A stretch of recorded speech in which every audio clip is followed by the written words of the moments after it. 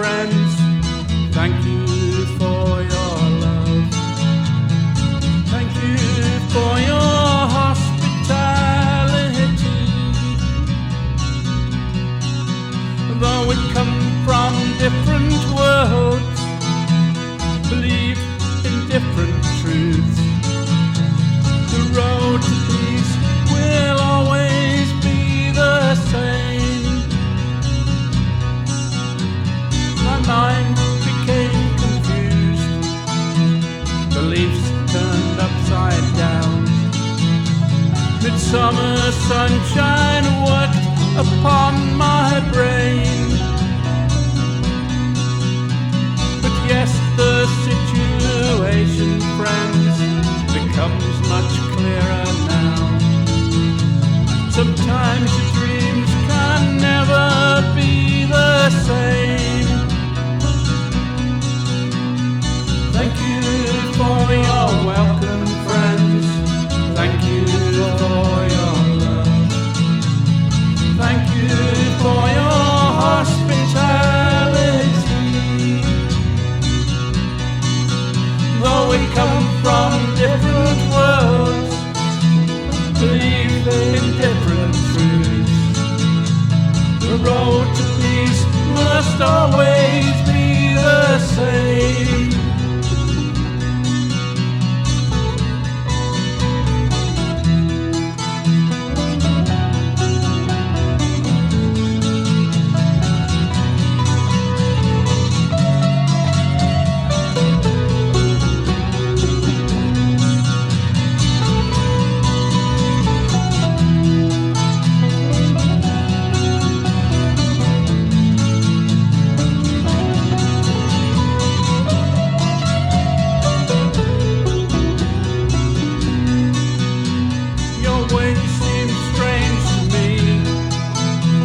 I feared your circle too, but sometimes you must let the spirit move. With friends and situations changed, and music in my heart. With dogmas conquered, all I know is love. Thank you for your welcome, friends. Thank you for your love. Thank you for your hospitality. Though we come from different worlds, believe in different truths, the road to peace must always be the same. Though we come from different worlds, believe in different truths, the road to peace must always be the same. The road to peace must always be the same.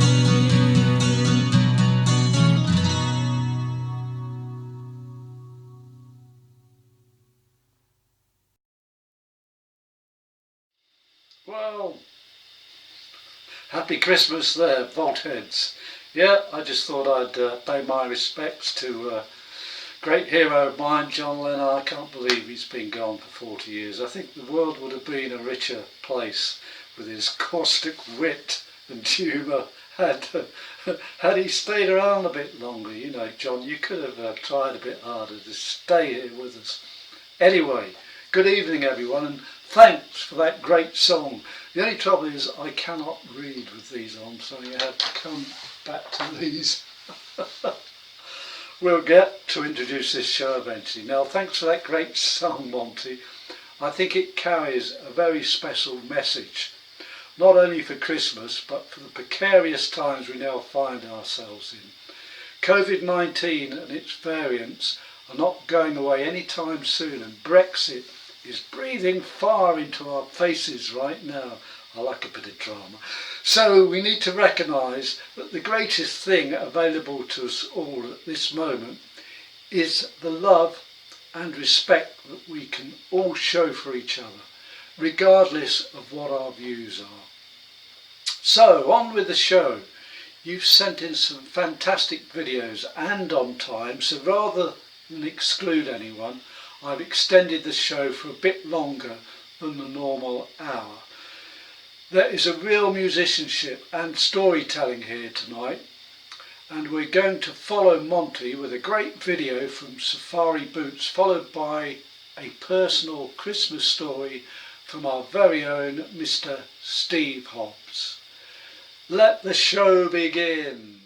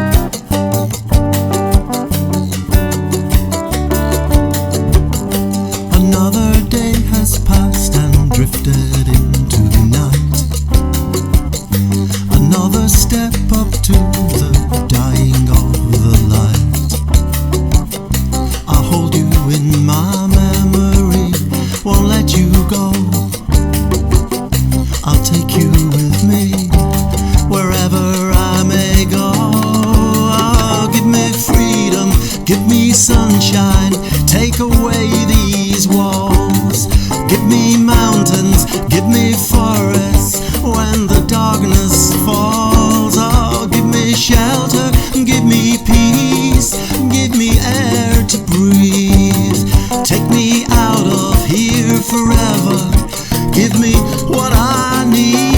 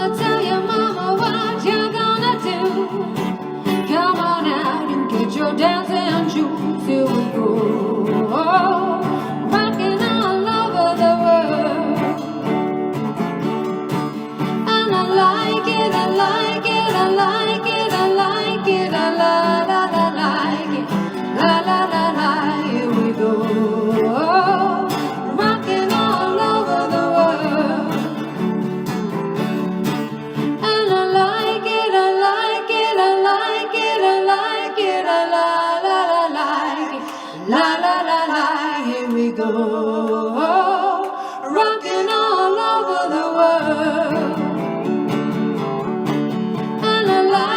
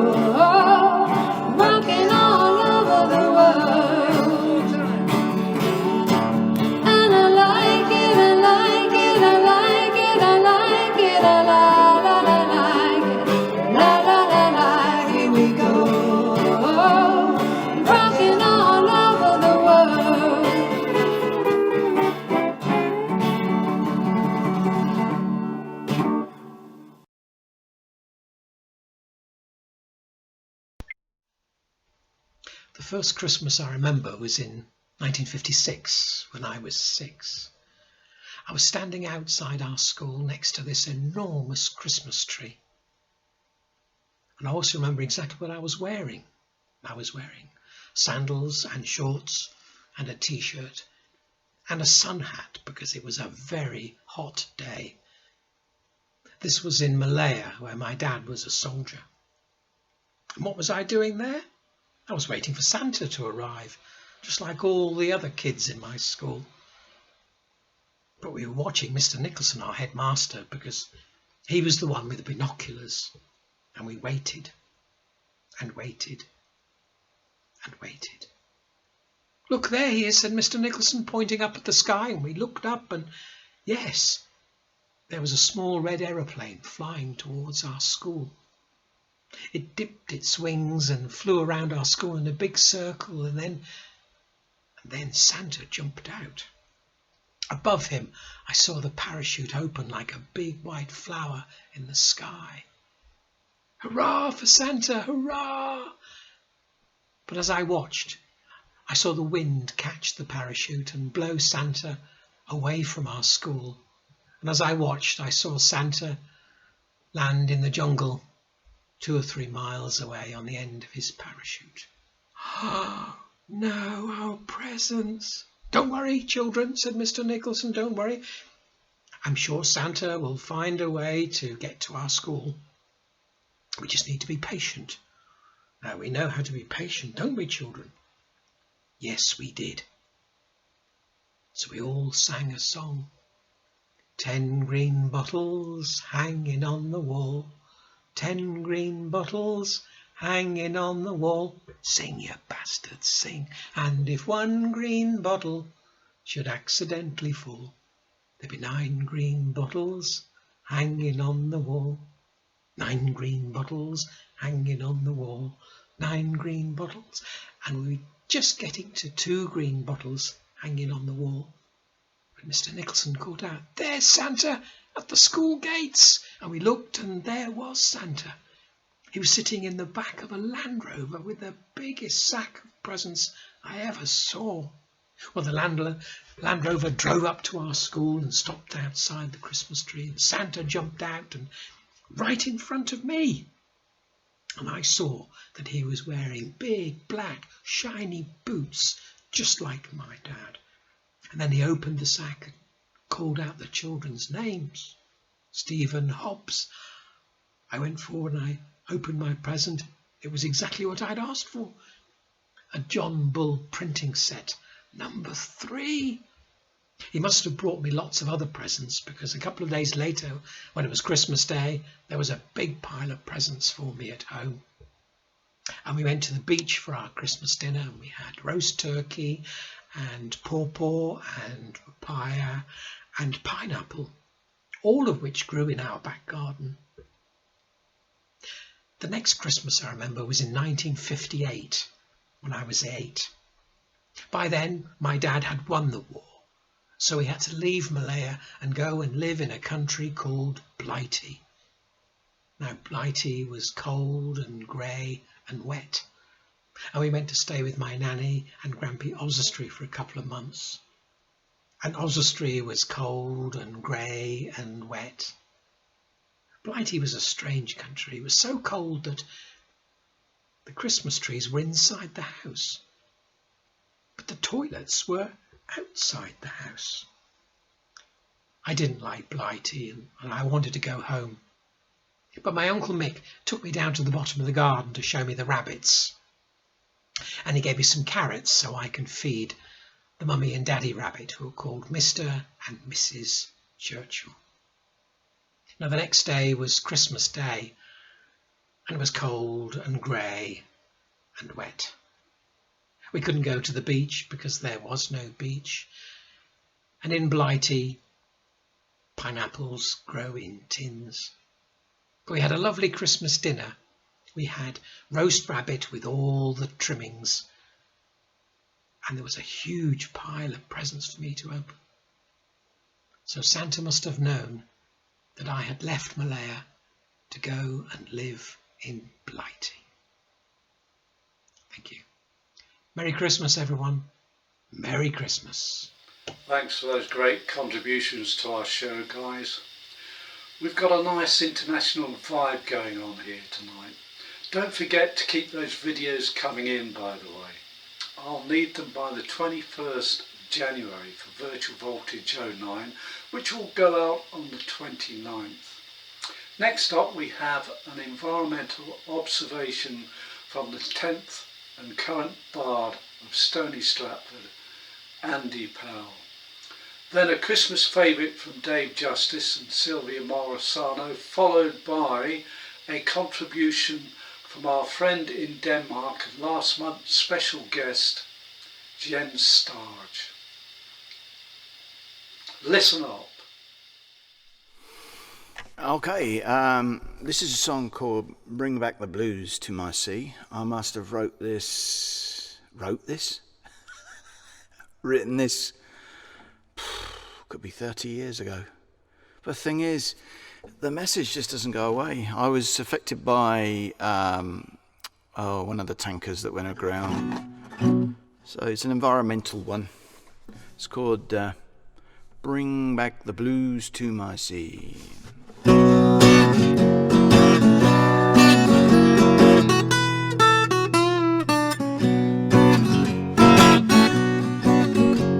The ocean, it cries for peace. It's fed up with all the waste that you throw away with ease. The sea used to be blue, but now it's obscene, so crystal blue, not algae green.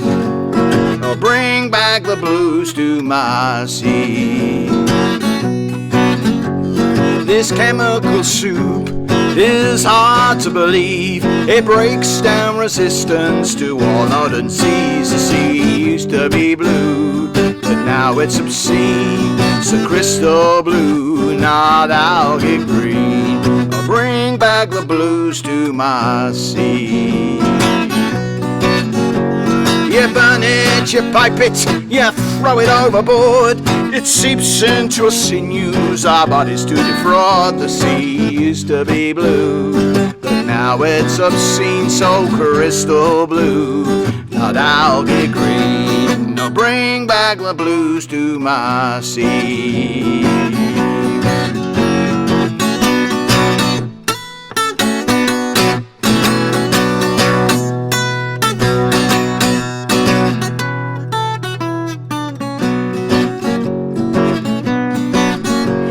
You've taken some chances with our ecology. The essence of apathy drifts out to the sea. Well, it won't be long now, but the name has to change. From North Sea to Dead Sea, no life remains. Oh, bring back the blues to my sea. Where else can it go?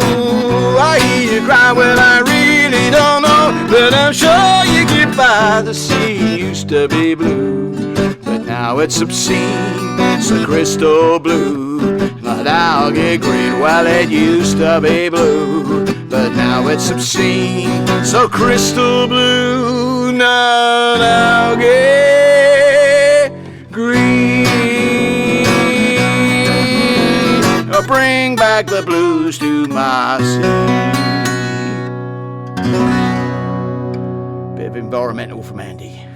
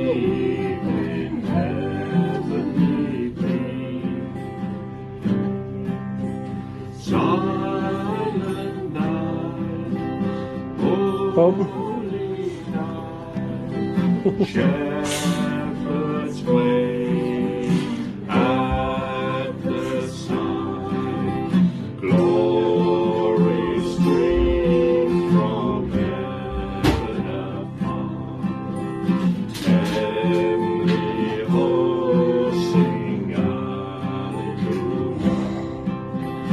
Christ the Savior is born.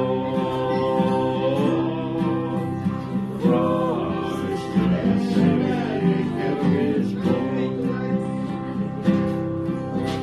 Silent night, holy night, Son of God, love's your light, radiant streams from thy holy face, with the dawn of redeeming grace. Jesus, Lord, at thy birth. Jesus, Lord, at thy birth.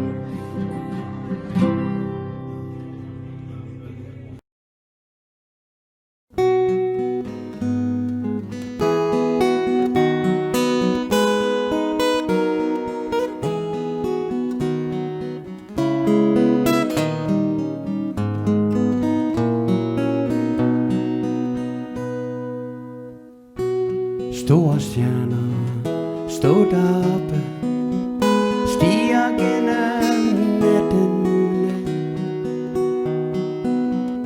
Store stjerner, store øjne, der er malt på jorden ved. Store stjerner, store øjne, der er malt på jorden ved.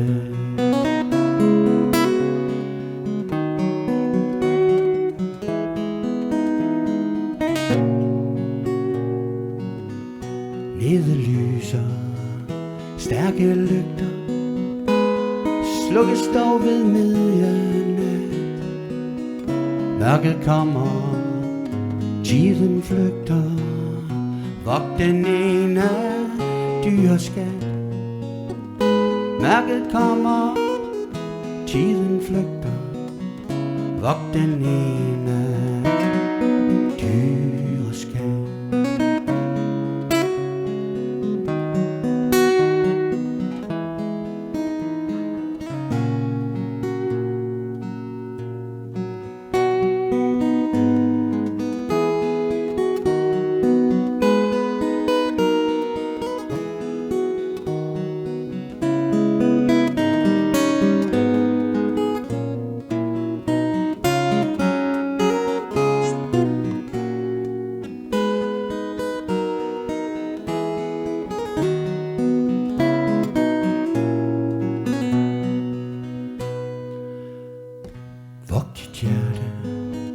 Var din tanke stjerner se på jorden ned? Og vi ved ej, når vi banker på din port, o evighed. Og vi ved ej, når vi banker på din port, o evighed.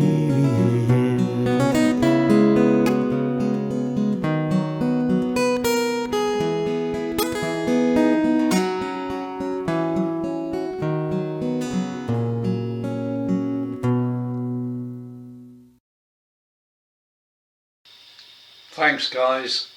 There's such great music on here tonight with some very different messages too. There's also a real Christmas spirit going on. If you're having to spend time this Christmas on your own, I hope this show helps to cheer you up a bit. We've now got another Christmas story from Mel Higgs, followed by a song by Dave Justice, and then Tim Buckley will be sharing out some delights from Delia Smith's Christmas Pantry. And don't forget to keep looking for the changes around me, okay? I am going to do one of my stories. Now, I know that Stephen Hobbs, Peter or Stephen Hobbs. I know that he loves my stories, so it's a special treat for him, and it's Christmas. This is Cooper's birthday. Now the thing is about Cooper, as you know, he's a real special dog. He's magnificent, and he's a German pointer. He's short-haired and he's flecked. He's absolutely wonderful, incredible. He's almost human. Now the thing about Cooper is that his birthday is on December the 24th. Now as you know, that's a pain, having your birthday on December. Anybody with a birthday on the 24th or the day after Christmas, they feel they've lost out because they get swamped by Christmas. So Ed wasn't going to have that because Ed is Cooper's owner. And what Ed thought, right, I'm going to take him out for a special treat today. It's Christmas Eve. And guess where he took him? Of all places, he took him down to Tesco's. Now Cooper was sitting, you know, the cafeteria there with Ed in the cafeteria. They'd got past the guard. How they got past the guard, well, it's dead easy, isn't it? The guard's always talking to that woman there outside. You know how it works. And Ed was, anyway, the guard came back in and he saw Ed sitting with Cooper. And he goes, young man, what are you doing? You can't bring a dog in here. You can't bring a, only blind dogs are allowed in here. And Ed thought, this is silly. This is daft because, and Cooper thought it was daft too because, Cooper's almost human, as I've said. And he thought, well, I've got 20 vision, and that's just through my nose. Anyway, Cooper sat there and Ed said to the guard, well, it's Cooper's birthday and I'm just having a bit of breakfast and I know I'm just giving him little bits here, but I've got to go into the store to get him a special birthday treat. Well, the guard said, well, I suppose it is Christmas. Look, I'll tell you what I'll do, Sonny. I'll stay with the dog whilst you go and get your birthday treats for Cooper. What's his name? You say Cooper? I'll stay with Cooper. Ed was a bit reluctant, but he agreed in the end. Okay, because he had no choice basically. I'll leave him. So just look after my dog properly. But of course I will, young man. So off he goes. Off Ed goes into the store and he looks at the store and he thinks, Tesco's. It's not like Sainsbury's. Sainsbury's is lovely. In Sainsbury's, all the staff, you can get proper relationships in Sainsbury's. That's probably because Sainsbury's is built on top of the old marketplace in Bletchley, and the souls of all those traders come right up into the souls of the people working at Sainsbury's. It's lovely. In Tesco's, you can have relationships, but they're not as good as they are in Sainsbury's. And Ed thought, because he's a bit shaken up by the guard, and he was thinking away, if only. What have I got to get him? Oh yes, I'm going to get him 2 super deluxe £1/4 Scottish beef burgers. Yes, that's what I'll give Cooper for his birthday. I'll cook them tonight for him, and I'll also get some cooked chicken, which I'm going to give him because I'm going to go into Bletchley. So this was going through his mind. I'm going to go into Bletchley. I'm going to have another milkshake in Bletchley, and I've got to go to Bletchley anyway because I want a new cover for my phone from that chap who's at the Brunel Centre, the one in the little island there, who sells cheap watches and cheap phones, and he does a bit of everything. So that's where Cooper was going to head. Now, with Ed, of course. I said that the wrong way round, but I am allowed to make mistakes because you wouldn't want a perfect story because there's no such thing. Anyway, Ed buys what he needed to get, and he goes back and he finds Cooper, and the guard sees them out of Tesco's. Now, Ed, with Cooper, they walk under that tunnel, the old railway tunnel. It's a Victorian one with the trains that go to Bedford. And then in front of Ed and Cooper is that, like somebody's come from another planet. It's that leisure centre. It's space age. It's Dan Dare and all that. It's everything like that.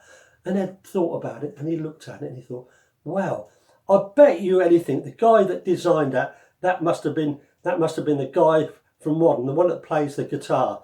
And the other guy that built it, that must have been that chap from Nash, the other guy that plays the guitar. And Ed was contemplating this, and he had lots on his mind that morning because his mum was going to pick him up, and he was thinking about getting those beef burgers cooked for the dog in the evening, and he was thinking about getting the cover for his phone from the Brunel Centre. So he was a little bit, what's the right word for it? Confused? He was a touch confused. Anyway, he walks around the side of the leisure centre and he sees those great big concrete balls. They're dotted all around. He thought, ha ha ha, somebody must have fired cannons here and just missed the place. Ha ha ha. He was chuckling to himself. And Ed was just walking past, you know those concrete low benches, the black ones, they're very, very low. He was walking past one of them when a hand came out. Hello, young man, nice dog. I used to see you. There was a woman under there. It was incredible. She looked cold. She was old, cold, and she looked so sad. Hello, young man. Hello, young man. I know you, don't I? Didn't you used to live in Western Road? And I used to walk past you. I remember seeing you with the dog. And Ed sort of stepped back a bit because he was a little bit nervous. And he said, oh yeah, that might be possible. Yes, as she said. And I had to leave Western Road and I had to go up to the Lakes Estate. And then my house burnt down on the Lakes Estate, and now I'm here, and this is where I'm living, underneath this bench. And Ed was quite shocked. You know, young man, I'm just looking for somebody. I'm looking for somebody to care for me. I'm looking for somebody that, to be truthful, that will love me. And Ed thought, no, this is a bit worrying. And he started to move off. But Cooper saw Ed trying to move off. And Cooper grabbed the cooked chicken and he dropped it into the old lady's hand. Right, that's the story. Pretty much. I might have missed a couple of lines out there. But anyway, Christmas is coming. And that's my little Christmas story. Hi Voltagers, hope you're keeping okay. I'm going to do a song for you tonight. I wrote it about 8 years ago. It's called Sunshine Song, so I hope you like it. Here it is, it's Sunshine Song.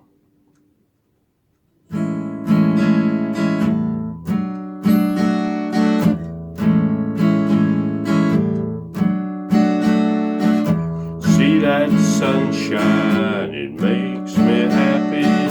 Lots of blue skies, I'm so happy. There's no clouds in my world today. I can see as far as I want, nothing blocks my view. I know that when we're together, my heart belongs to you.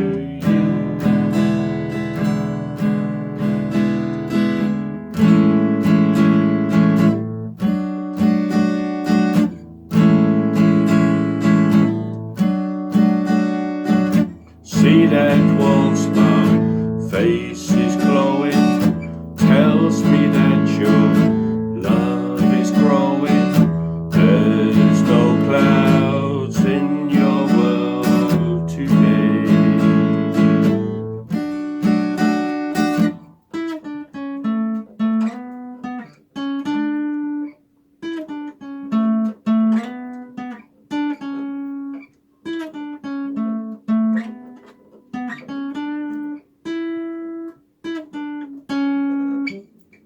I can see as far as I want, nothing blocks my view. I know that when we're together, my heart belongs to you.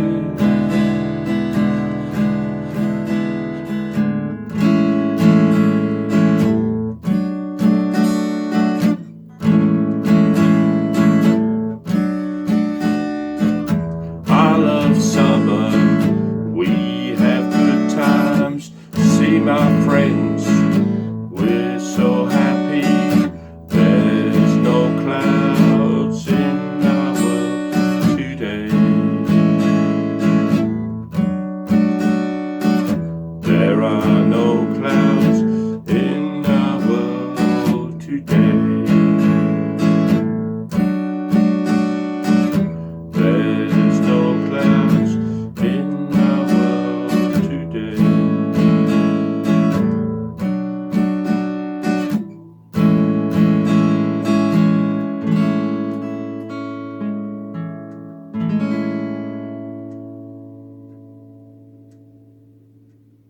Goodbye, everybody. Look forward to seeing you next month.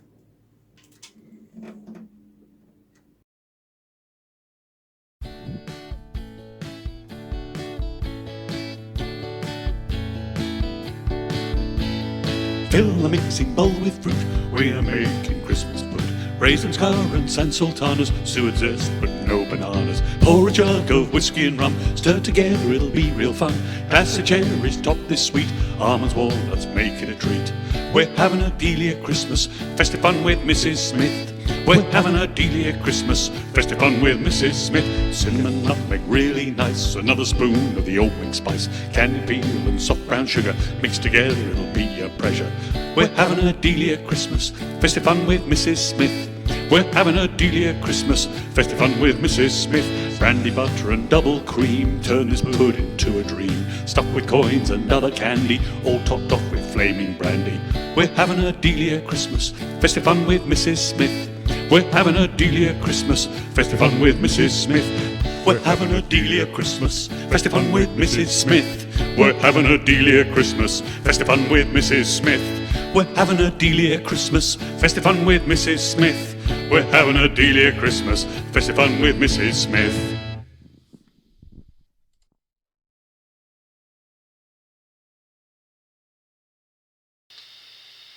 There we go. Thanks, Tim. I guess you've probably all seen and tasted enough of Christmas culinary delights for another year by now. But don't be too hard on those supermarket shelves, however, if you still feel really hungry. Remember, we've been promised that there won't be a shortage of anything due to the UK lockdown and the approaching Brexit. Although, of course, things may have changed drastically since I recorded this a few days before Christmas. Next up, I've got some real treats for you. The Antipoet with a slice of their normal anti-establishment humour. Three Blind Mice, you know who you are. Tony Bardon, another musician I met in Denmark a few years back, with Jen Starge performing a co-written song. Finally, regular favourites, Miller and Walker with a song by good friend Janet Croston. It's got a really lovely bass line right at the beginning of the shows. What a great jazz bass player Ian is. And I'm not supposed to talk over it because apparently it ruins it. Every time. It's the 21st century we're living in, whether we like it or not. Though it isn't the future we'd hope to see, it's the one that we bloody well got. It should all be robots and jetpacks and clones and silver jumpsuits by now. Driverless cars, timeshares on Mars, tomorrow's world said we'd know how. We were expecting our future to be from sci-fi and fantasy hewn. All rolling pavements and pills for our food, a retirement plot on the moon. Instead we've been cheated, bankrupted and fleeced, and we're on this austerity drive. Forced to diversify just to get by, we've all had to adapt to survive.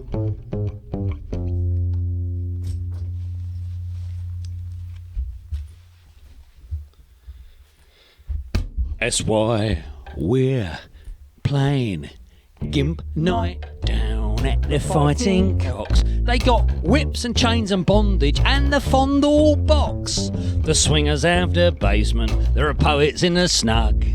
All in the hope to buy some beer in a straight glass or a jug. So we'll do Gimp Night down at the Fighting Cocks. It's tranny night on Sundays for the men in frocks. Every first Tuesday they hand you advice. It's just more Christian karaoke or pop quiz nights. Sorry, I'm just seeing his beard sticking out from under his mask. When I was young, a review said of me, this boy, he's gonna go far. He straddles a line between madness and genius. He is a natural born star. Well was my oyster, I would have been rich if what he'd predicted had come through. I'd have been touring the globe I've been someone, not nobody, standing here talking to you. Nothing's turned out quite how we thought it might. Our best laid plans all came to naught. So we'll do what we must do like everyone else, because we've all got bills to pay out. Swine are not precious about the gigs that we do. We've played strip club, shop windows, cafes. We've bussed in the street just so that we can eat. It'll do anything as long as it pays. Yeah, it's a good point, actually. So we'll play Gimp Night down at the Fighting Cocks, where the landlord's into the spirit taking cattle prod shocks. There are jelly wrestling virgins out on the patio. There's a black mass in the function room, so the lights are down low. They want us for Gimp Night down at the Fighting Cocks. They got every fetish catered for with a free glass of hock. On Thursdays it's the sewing circle, but not every third. That's when the real perverts show up for a night of spoken word. They're doing a Gimp Night down at your local pub. They serve pints and shots and measures and lubricants by the tub. It might not be traditional like darts, but they gotta thrive. And it's keeping them in business and turns like us alive. Oh yes, it's Gimp Night down at the Fighting Cocks. So grab yourself a mask and a pint and some PVC jocks. It's Gimp Night down at the Fighting Cocks. It's a sign of the times. Last thought about chimes. Well, it's better than tenner-penny covers by churning out second-hand rock. Leave it, mate. It's not worth it. Sorry, wrong gig. Thank you. Rapturous applause across the room. I could just see this little grey beard sticking out the Became a merkin in your head and the lady part. I don't think we've gigged since you've had the beard.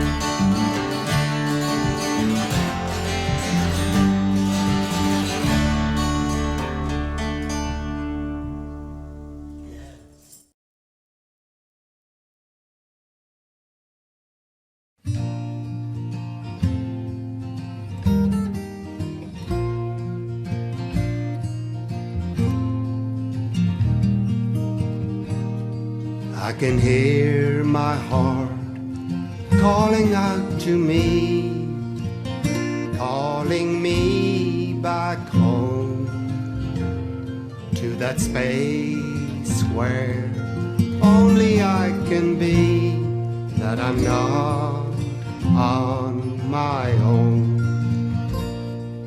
I've been so long living in my head, where my being is being undone by all those thoughts bothering me that won't leave me alone. How can I find my way to that space where stillness speaks? Who will be guiding me? Will I find the peace I seek? When I was young, life was full of fun, and my days were filled with joy. How I wish I could feel the way I felt when I was just a boy. Oh, I know now it is up to me to bring myself down from all those thoughts interrupting me in this world where I am found. How can I find my way to that space where stillness speaks? Who will be guiding me? Will I find the peace I seek?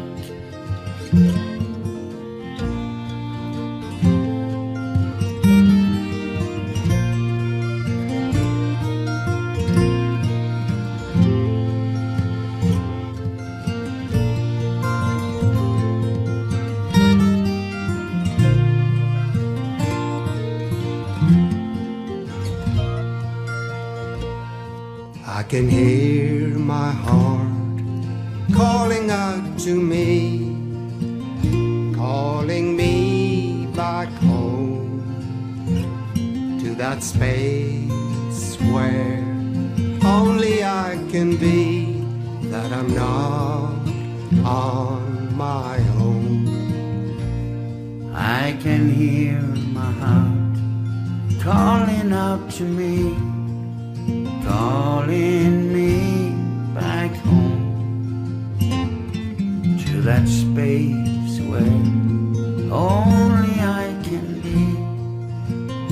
I'm not on my own.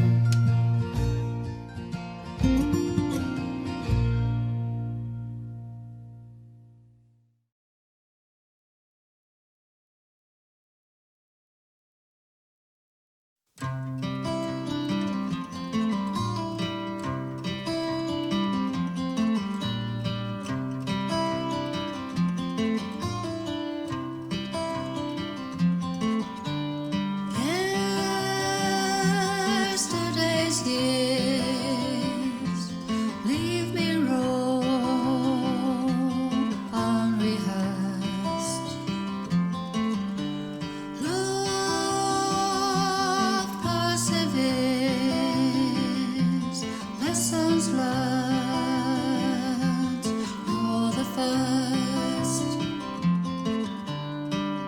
Your echo flies far ahead of me as a fantasy running wild. Your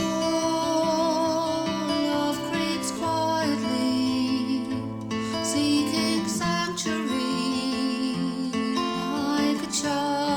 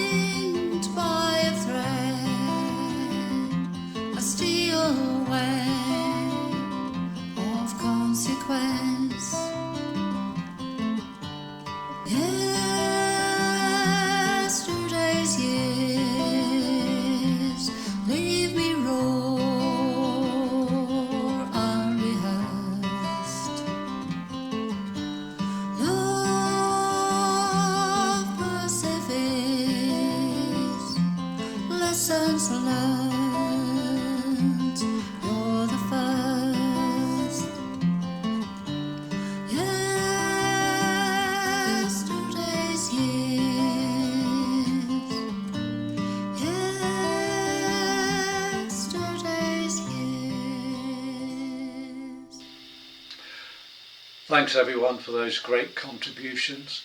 It's now time in our show for our featured guest. For December, Steve Hobbs is interviewing our current bard, Andy Powell, a man of many talents. Andy hasn't had the best year that a bard can have, seeing virtually all the normal bardic appointments fall off the pages of his diary, one by one. He has, of course, been given another year with the hope things will start getting back to normal during 2021, although I'm not sure anyone knows what normal is anymore. Andy will follow the interview with one of his poems.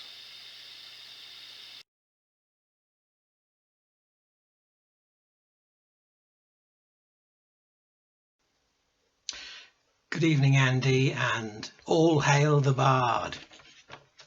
So, at the beginning of the year, we got a bard Powell, and then we got a coronavirus pandemic. Which came first? Well, I think Bard came first, just. I think it was definitely the Bard that came first, because the Bardic trials were in January, although there was still talk of it coming our way, wasn't there? And I'll be honest, I've always written poetry, which is fortunate because it's given me a bit of a back catalogue. I always like writing on demand. And so when the two collided in January, well, it wasn't really in January, was it? But actually, it was more Brexit on my mind in January, because we were stupidly,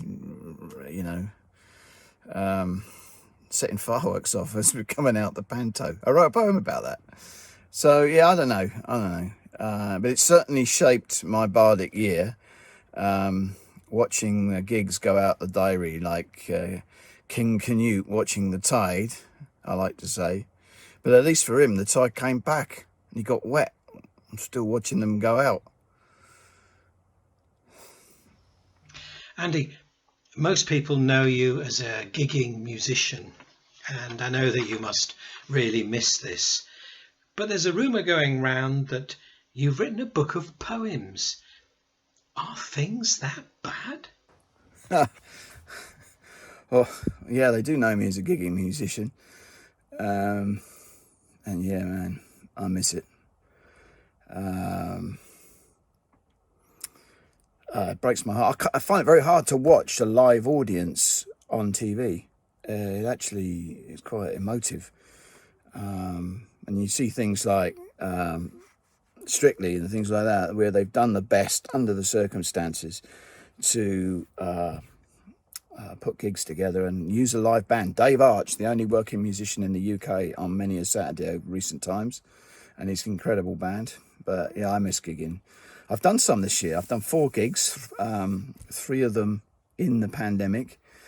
I've tried to put on a Palmerston gig and it's been moved twice now. It'll probably get moved again. But I've had the wonderful cooperation of the venue, York House, and using a term called slip dates. So you don't just book for one night and, oh God, it's cancelled, but you slip it to another date and keep doing that until you're the first one out at the start when we're allowed to do it again. There's also other people been trying to do stuff. My friend Gareth Warren, the Sunset Lounge, Pat doing his online stuff, the Virtual Vaults, the Voltage, Virtual Voltage, fantastic.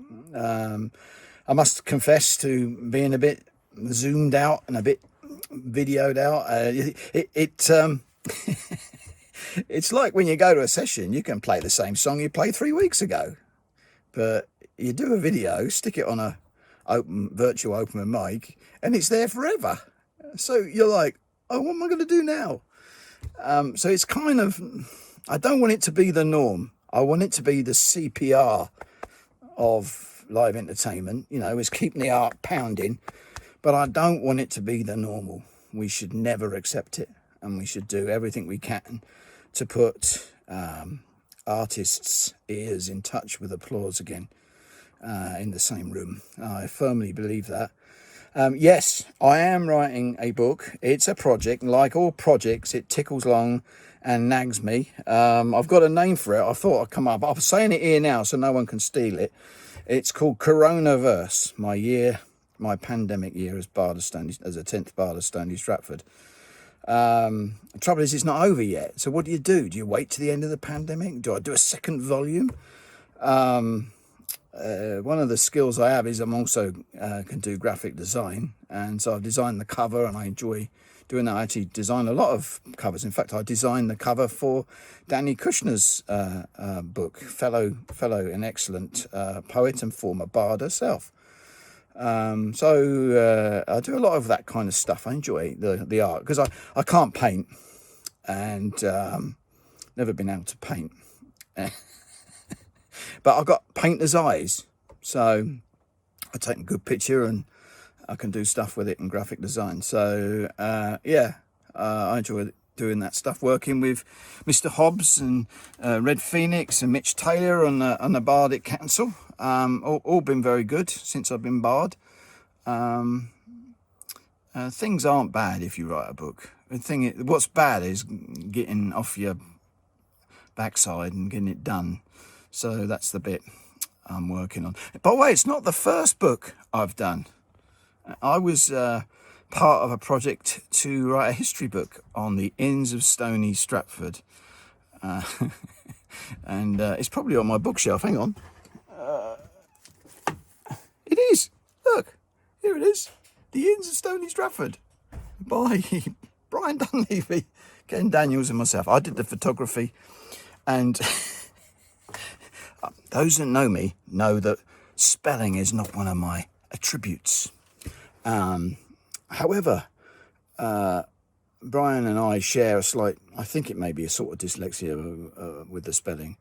And so I QA'd it because Ken was on holiday. So I spell checked the book. I love irony. I love the fact that things like Stoney Live, where they asked me to write the programme, dyslexic banjo player. I love the irony. And I always say my favourite is, by the way, everybody on the Stoney Live committee is wonderful at quality assurance and spelling and pedantry. And so I've got a saying that I use with them too frequently, but it's my saying that pendants need me. They can't spell check without me. It's such power I have as Bard of Stoney Stratford. Yeah, I've got a book coming out. So, Mr. Powell, what's it like being the last banjo player standing? Last banjo player standing. I'm just the only one in the village. Okay, I'm not the last one.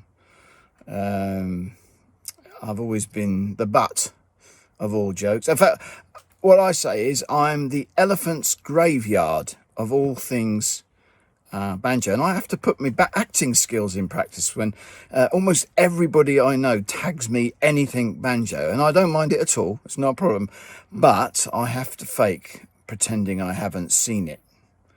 And I've seen some of these memes 100 times, honestly. But what it does do is the people who tag me is give them a feeling of connection, and that's a good thing. So I don't mind taking the mickey out of playing the banjo. I've done it a long time. So am I the last player standing? Ask me after the pandemic and we'll do a head count. I'm still in touch with a few banjo playing people that influenced me. The great Joe McAvenny up in Corby, still playing, not been well, hasn't been able to play well, but this is a guy that I used to hang around in festivals with, the Concrete Cowboys, bluegrass festivals, round campfire, drinking dodgy beer, eating dodgy food, playing fantastic music till the sun comes up. What more can you want? And Andy, this is my final question. When you're not playing in Palmerston, not being the Bard of Stoney Stratford, not doing drama, writing pantomimes, not thinking about London marathons, 3 wasn't it, and not earning a living, what sort of music do you like to listen to? So what do I do when I'm not in Palmerston, Bardon? Well, this is part of me. I pretty much do this stuff. I have collections of stuff, none of them complete. I collect stereo photographs. I restore photography. I actually tried doing it as a living when I was made unemployed once. That was hard. What sort of music do I listen to? Good music. I listen to any music. I have a liking for punk rock in a nostalgic way, because what's happened with punk is they've learnt to play their instruments. They got really good. If you ask me one of the best guitarists in the country, I would say Captain Sensible from The Damned. He is just fantastic. I remember when he used to strum it to hell. I like jazz. Jazz is my working music. So I play jazz when I'm at my desk, and it calms things. There is good and bad jazz. I discover what that is, but I really do like some European jazz. We have some great jazz players in the area that I'd go and see, and occasionally play it myself in a jazz band called Dirty Business. So I listen to jazz. Folk is at the core of all my music, where I got me break. Singing in Volts Bar, streets of London in the early 80s. Folk is my first love, I think. But, you know, I've been singing since I can't remember not singing. But I was taught to sing in a choir professionally. I was a boy soprano. You wouldn't believe it, would you? Tried to kick the habit. I listen to music in all different places as well.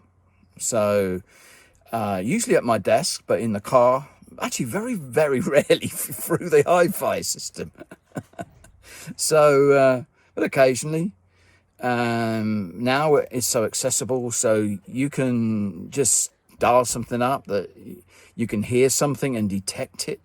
I get a lot of inspiration in coffee shops, because they either play jazz or this time Christmas tunes, which I don't like, but you know, you go, wow, what is that? And you can just click on an app and it tells you, and you discover things. I've got many musical friends that introduce music to me. You know, me mate Harry's, we tend to go to punk gigs in London together. That's always an adventure. And I like about punk is everybody's the same age. It's like if you were a music archaeologist and you were stripping away the strips, then yeah, punk would have this thin strip of people all the same age. You could go to a punk gig, it's enlightening. I love it.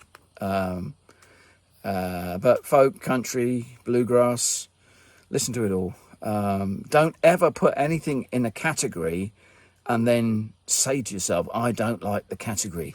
Don't ever do that, because it's not musicians who make categories up. Musicians just play. It's people where you put on the record shelf that gets sorted out. But so, yeah, I listen to any music. And because I have the pleasure of working on some festivals, I get to listen to a lot of new music. I always love to see young people playing music. I feel like I'm part of the scene that also runs stuff here.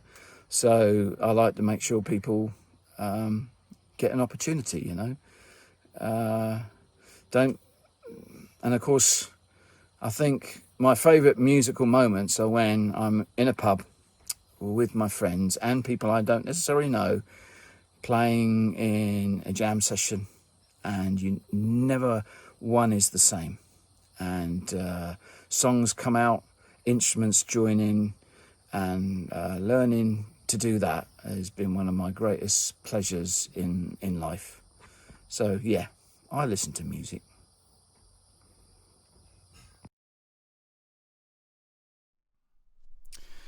Okay, so the poem for the Virtual Voltage here is actually, I'm going to dedicate it to Pat, because he's one of the subject matter in this poem. This was written under different rules, so this is before the tier system. They changes so fast the poetry can't keep up. So you'll forgive the references. So go back a bit to about the time of the honours list and the amazing Captain Tom and people like Marcus Rashford and all those kind of people getting all sorts of gongs. I've got nothing against that. I think people who do things for society deserve to be rewarded. But anyway, I feel there are much or equal heroes a little closer to home during this crisis. So this is called My Heroes Are a Little Bit More Local. They are the ones that keep the smile on my face and fire the start gun for the whole human race. They tend to make a call, an out-of-the-blue choice, for no other reason to hear your voice.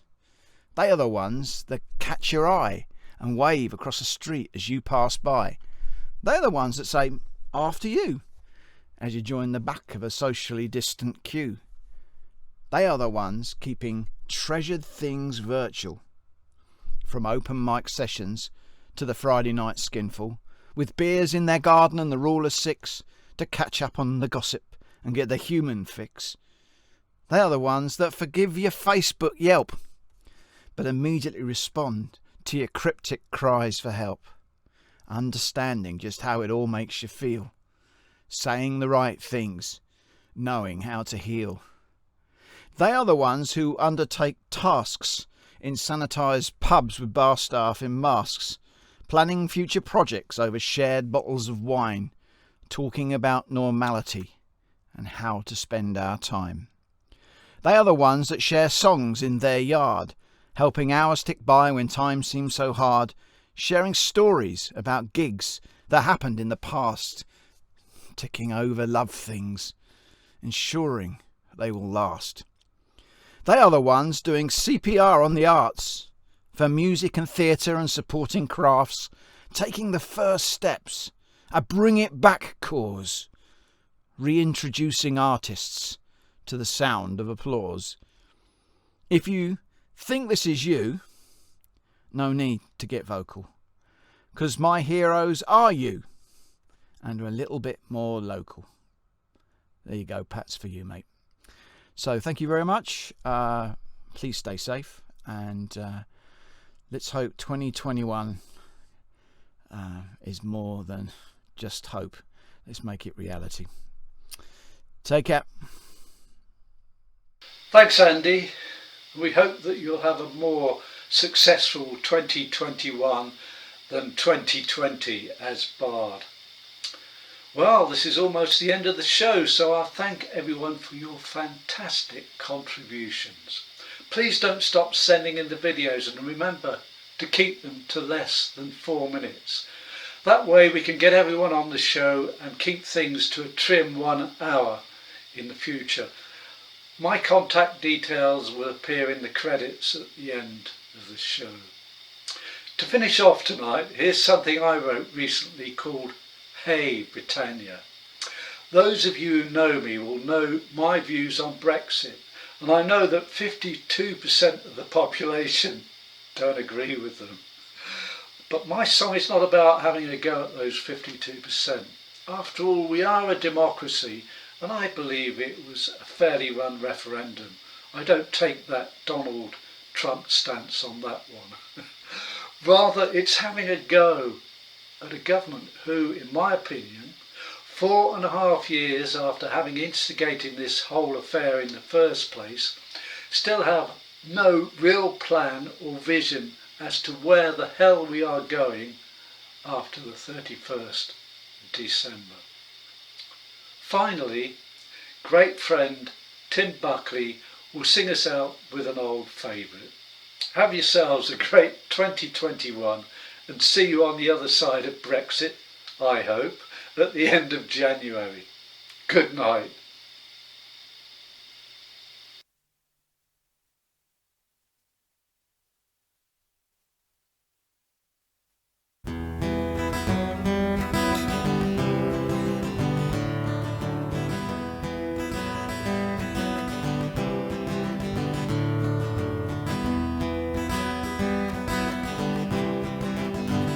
Hey Britannia, The sun is going down, hey Britannia. You're the last kid left in town, hey Britannia. Your dreams are about to die, hey Britannia. You're still reaching for the sky.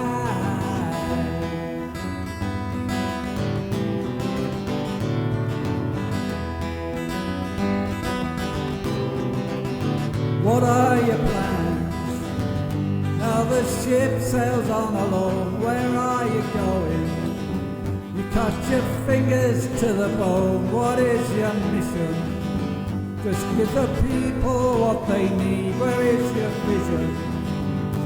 Now the empire's gone to seed.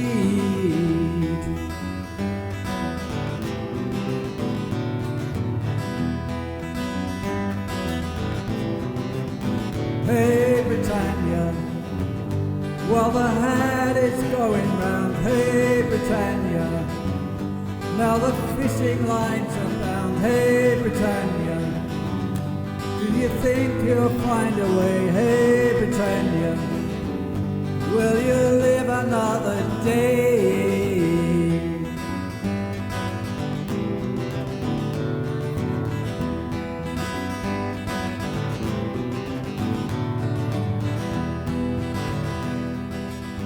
Where do you see yourself in another 20 years? A nation steeped in wonder or a nation full of tears? Handing out the lifelines to those of whom you fear, disregarding others and just shooting from the rear.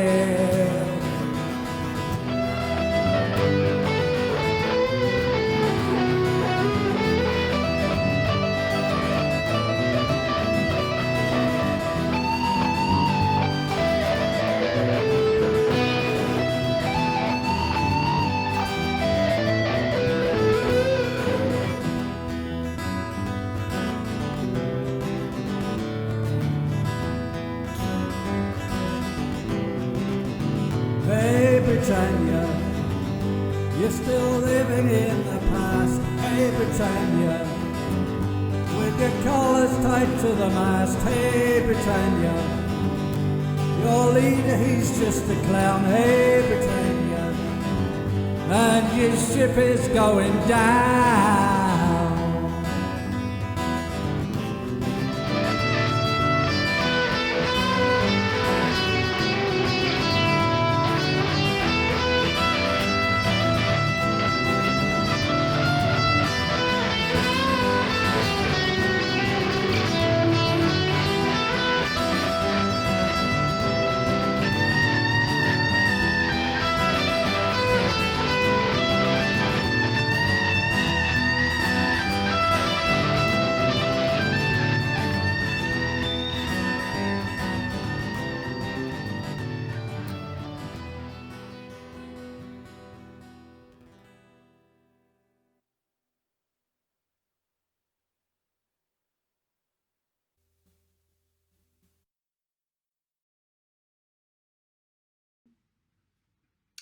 I'm dreaming of a white Christmas, just like the ones I used to know, where the treetops glisten, children listen to hear sleigh bells in the snow. I'm dreaming of a white Christmas, with every Christmas card I write. May your dreams be merry and bright, and may all your Christmases be white. Merry Christmas, everybody.